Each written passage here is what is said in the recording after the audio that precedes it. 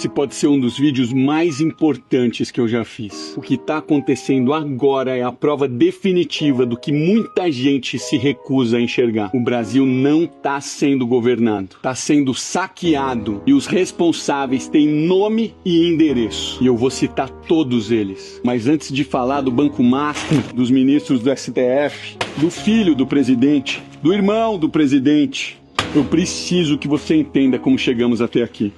Porque esse escândalo não nasceu do nada. Ele é produto de um processo. E entender o processo é a única forma de não ser enganado de novo. A Lava Jato expôs o maior esquema de corrupção da história do nosso país. Deltan Dallagnol, um dos líderes da operação, veio no meu podcast falar sobre isso. Hoje é deputado federal, depois de ter sido destruído pelo sistema. Sérgio Moro, o juiz, virou réu. A Lava Jato foi dizimada. Por quê? Porque Bolsonaro entrou. E Bolsonaro se tornou a maior ameaça que esse sistema já viu. Não porque era santo e eu não defendo político. Eu só tô trazendo fatos, mas porque ameaçava o sistema. E quando você ameaça o esquema, todos que têm rabo preso entram em pânico. Criaram uma união jamais vista nesse país. Executivo, legislativo, judiciário, imprensas, artistas, academia, todos alinhados contra uma ameaça comum. Quando Barroso subiu no palanque e gritou que vencemos o bolsonarismo, era exatamente isso que ele estava querendo dizer. Lula foi descondenado e voltou à presidência. Com todos os ministros alinhados, com o STF do lado, com a narrativa do amor venceu.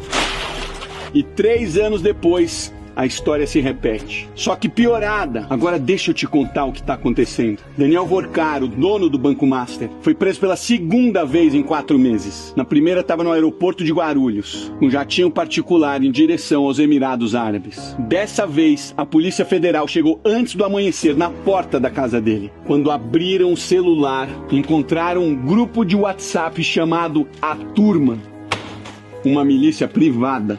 Gente paga para monitorar jornalistas, ex-funcionários, desafetos. O chefe dessa operação, chamado de Sicário, recebia R$1 milhão por mês. 1 milhão por mês! Sobre o jornalista Lauro Jardim, do Globo, o Vorcaro mandou a seguinte mensagem: quero mandar dar um pau nele, quebrar todos os dentes num assalto. Sobre a empregada que teria ameaçado, tem que moer essa vagabunda. Esse é o homem que jantava com ministros, que entrava no Planalto do Palácio e que tinha o número de todo mundo no celular. E no mesmo dia da prisão, o Sicário foi preso. À tarde estava desacordado na Superintendência da Polícia Federal. Segundo informações, tentou suicídio. Agora deixa eu te fazer uma pergunta honesta. Quem se suicida dentro da Superintendência da Polícia Federal, onde tudo é filmado e monitorado, tendo tanto a contar?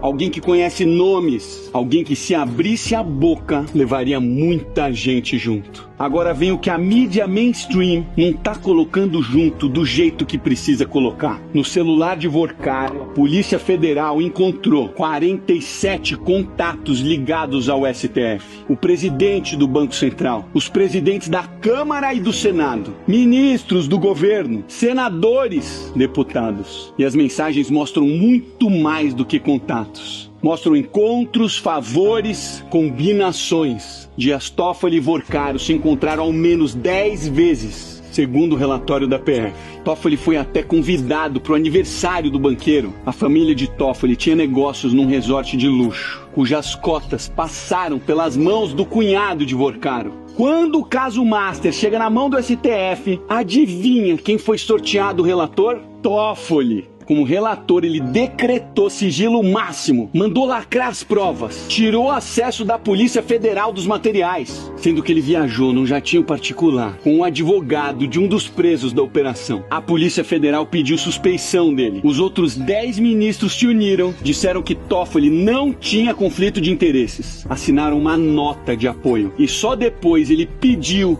para sair. Alexandre de Moraes. A esposa dele, Viviane Barsi de Moraes, tem um escritório de advocacia que fechou um contrato de 129 milhões com o Banco Master. Antes do banco colapsar, antes das investigações explodirem. E hoje saiu mais. No celular do Workaro, a Polícia Federal encontrou mensagens enviadas a Moraes no próprio dia da prisão do banqueiro, novembro de 2025. Às 7 da manhã, Workaro escreveu: fiz uma correria aqui para tentar salvar. Alguma novidade? Conseguiu ter notícia ou bloquear? Moraes responde na hora, mas as 3 respostas eram de visualização única. O tipo de mensagem que se apaga depois de lida. Não existe rastro. Flávio Dino, o mesmo que subiu no trio elétrico no carnaval fazendo L. O primeiro ministro comunista do STF, comemorado publicamente pelo presidente quando o ministro entra na corte. Esse mesmo ministro suspendeu a quebra de sigilo da amiga do Lulinha na CPMI do INSS, no mesmo dia em que foi aprovada. E aí ele diz com cara séria que ministro não tem lado político. Irmão do Lula, Frei Chico, vice-presidente do Sindinap, um dos sindicatos que mais desviou dinheiro do INSS. O esquema roubou mais de 6 bilhões de aposentados e pensionistas. 64% desse valor foi durante esse governo. O filho do Lula, Lulinha, aparece nas investigações do INSS com viagens pagas pelo operador do esquema, com 25 milhões de reais em movimentações suspeitas e uma mesada de 300 mil reais por mês, vindo de quem roubava aposentado. E não é a primeira vez, eu trabalhei na Oi. Eu vi com meus próprios olhos milhões saindo na direção da Game Corp, a empresa do Lulinha. O procurador da Lava Jato foi direto. O maior ativo que a Oi buscava era o sobrenome do sócio. O caso foi arquivado pelo STF. Ex-ministro da Justiça Ricardo Lewandowski, que saiu do cargo há pouco tempo, tinha escritório da família recebendo 5 milhões de reais do Banco Master. O líder do governo no Senado, Jacques Wagner, foi quem indicou Lewandowski para o banco. Workaro descreveu uma reunião no Palácio do Planalto com Lula,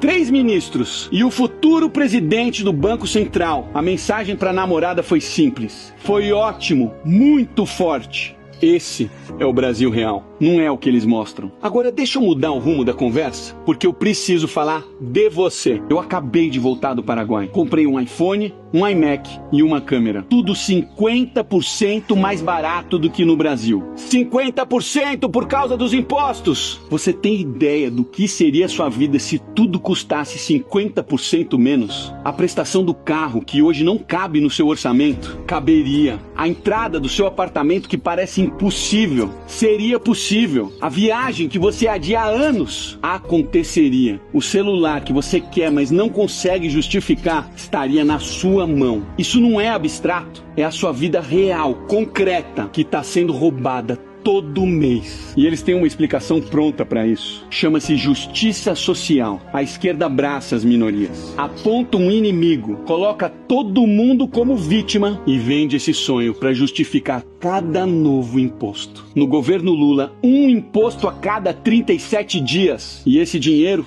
não volta para você. Ele vai para a máquina, vai para quem tá dentro, vai pro esquema. Enquanto isso, as empresas brasileiras sufocam. O Brasil tem uma das maiores taxas de mortalidade de empresas do mundo. Cada empresa que fecha é um emprego que some. É uma família que perde renda. É mais gente dependendo do Estado. Dependência é controle. A lógica é bem simples.